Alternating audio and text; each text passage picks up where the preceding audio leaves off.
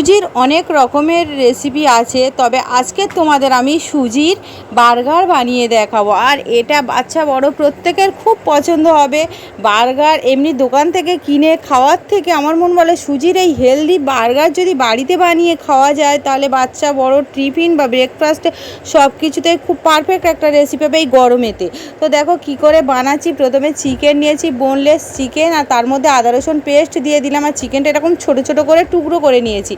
এবার পরিমাণ মতো লবণ দিয়ে দেব, আর একটুখানি গোলমরিচের গুঁড়ো, একটুখানি হলুদ গুঁড়ো, আর একটুখানি লঙ্কার গুঁড়ো, তারপরে লাল লঙ্কার গুঁড়ো, তারপরে হাত দিয়ে ভালো করে মিশিয়ে ম্যারিনেট করে নেব। তো আর কিছু দিতে হবে না, খুব বেশি উপকরণ এর মধ্যে লাগবে না চিকেনের মধ্যে, তবে চিকেনটা বোনলেস নিতে হবে। তো এরপরে এটা ভালো করে ম্যারিনেট করে এটা সাইডে সরিয়ে রেখে দেব। এবার কি করব, আমি সুজি নিচ্ছি, একটা মিক্সিং জার নিয়েছি, ওর মধ্যে আমি 1 কাপ ভরে সুজি নিয়েছি। তো এরপরে সুজিটা দেখো একটু দানা দানা, একটু বড় দানার আর কি, ওই কারণে এটা ভালো করে আমি গুঁড়ো করে নেব, পাউডার করে নেব। তো তারপরে কি করছি, গুঁড়ো করে নিয়ে চলে এসেছি। তো এবার আমি একটা বড় বাটি নিয়েছি, তার মধ্যে ঢেলে নিলাম। এবার ওর মধ্যে লবণ দিয়ে দিলাম, তারপর হাত দিয়ে ঘেটে নিলাম। এরপরে পরিমাণ মতো জল দিয়ে দেব। পরিমাণ মতো জল দিয়ে সুজিটা আমি ভালো করে একটু ভিজিয়ে নেব বা মিশিয়ে নেব। দেখো, তো খুব ভালো করে মিশিয়ে নিলাম। আর সুজিটা কিন্তু একটু ভিজিয়ে রাখলে খুব ফুলে যাবে। তো এরকম পাতলা মতো করলাম আমি। তো এটা আমি ভিজিয়ে রাখছি। এবার আমি পুর রেডি করব, তার জন্য ভেজিটেবল নিয়েছি। এখানে গাজর আছে, টমেটো, পেঁয়াজ কুচি, আদা কুচি, আর রসুন কুচি, কাঁচা লঙ্কা কুচি, পারলে তোমরাও দিতে পারো, আমার কাছে আজকে নেই সেজন্য দিলাম না।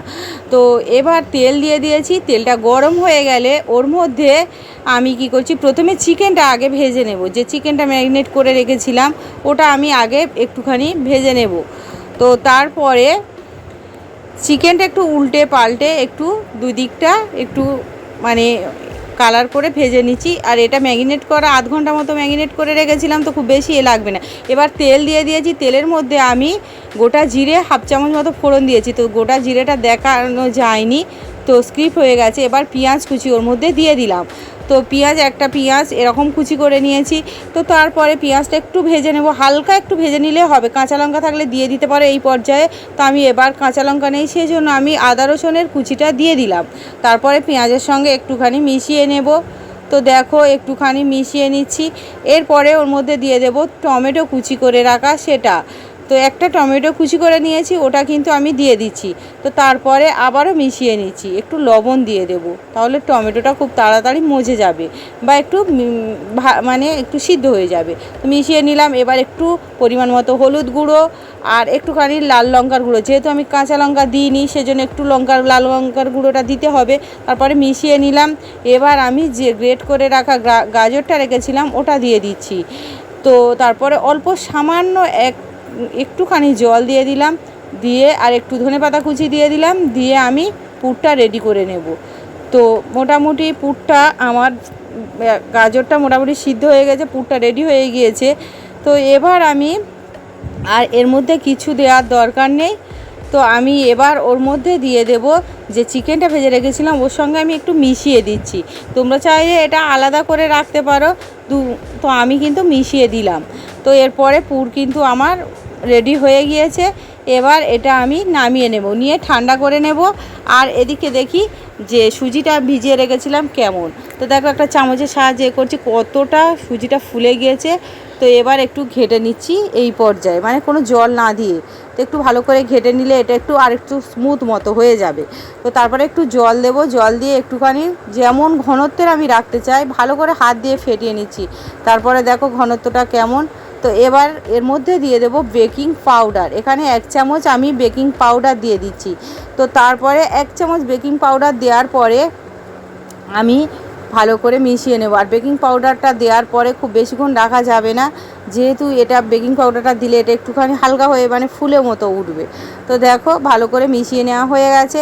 এবার এটা সাইডে রেখে দিচ্ছি। এবার আমি যে বাটিতে এটা মানে সেট করব, তো সেই বাটিটা আগে আমি একটুখানি সাদা তেল ব্রাশ করে নিচ্ছি বা হাত দিয়ে ঘষে নিচ্ছি। দেখো, তো বাটিটা আমি রেডি করে নিয়েছি। এবার 1 হাতা 1.5 হাতা করে ব্যাটার ওর মধ্যে দিয়ে দেব। 3টে বাটি নিয়েছি, 3টে বাটিতে আমি প্রথমে দিয়ে দেব। দিয়ে আমি প্রথমে কি করব, এটা আমি 3টে বাটি নিয়ে নিলাম। এবার আমি কি করছি, গ্যাসের উপরে একটা কড়াইয়ে আমি এখানে জল আর একটা স্ট্যান্ড দিয়ে গরম করে নিয়েছি, আর একটা ওর উপরে প্লেট দিয়ে 3টে বাটি বসিয়ে দিলাম। তারপর ঢাকা দিয়ে আমি 10 মিনিট এটা ভাপিয়ে নেব। তো 10 মিনিট পরে দেখাচ্ছি, দেখো 10 মিনিট হয়ে গেছে, আমি মোটামুটি ভাপিয়ে নিয়েছি, কতটা ফুলে উঠেছে দেখো। এবার এটা নামিয়ে নেব। নামিয়ে নেওয়ার পরে বাকি প্রসেসটা আমি শুরু করব। দেখো বাকি প্রসেসটার মধ্যে পরে আমি টমেটো কেচাপ, সেটা আমি উপর থেকে প্রথমে লাগিয়ে দেব। টমেটো কেচাপ লাগানো হয়ে গেলে ওর মধ্যে আমি মেয়োনিজ দিয়ে দেবো। তো এটা হেলমেন্টসের মেয়োনিজ। তো এখানে প্রত্যেকটা বাটি 1 চামচ, হাফ চামচ মতো করে নিয়ে নিলাম। তারপরে এইভাবে আস্তে আস্তে একটু লাগিয়ে দেব, এতে করে খেতেও সুন্দর লাগবে আর দোকানের মতো টেস্ট চলে আসবে। দেখো এইভাবে আমি কিন্তু লাগিয়ে দিলাম। এরপরে যে পুরটা রেডি করে রেখেছিলাম সেটা আমি দিয়ে দিচ্ছি। ব্যাস পুরটা দিয়ে দিলাম। পুরটা প্রত্যেকটা বাটিতে আমি এইভাবে দিয়ে দেব পরিমাণ মতো করে। তা পুরটা দেওয়া হয়ে গেছে। এবার আমি বাকি যে ব্যাটার সেটা উপর থেকে কিছুটা করে দিয়ে পুরটা আমি একটু ঢেকে দেব। দেখো এইভাবে পুরো 3টে বাটি আমি রেডি করে নিয়েছি।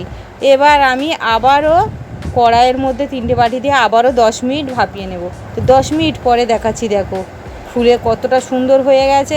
তো এবার আমি ঠান্ডা করে নেব। তারপরে একটা ছুরির সাহায্যে চারিদিক দিয়ে তুলে নেব। তারপরে এটা একটুখানি প্যাচুলা দিয়ে ছাগালেই উঠে যাবে। দেখো প্রত্যেকটা কি সুন্দরভাবে উঠে গিয়েছে, আর দেখো একদম বার্গারের মতো দেখতে হয়েছে। তো এবার একটু আরও টেস্টি করার জন্য একটা তাওয়াতে একটুখানি তেল দিয়ে ওর মধ্যে কালো সরষে, একটুখানি কসুরি মেথি আর অল্প একটুখানি লাল লঙ্কা গুঁড়ো দিয়ে ভালো করে একটু ভেজে নিলাম। তো তোমরা কসুরি মেথির জায়গায় তোমরা কারি পাতাও দিতে পারো।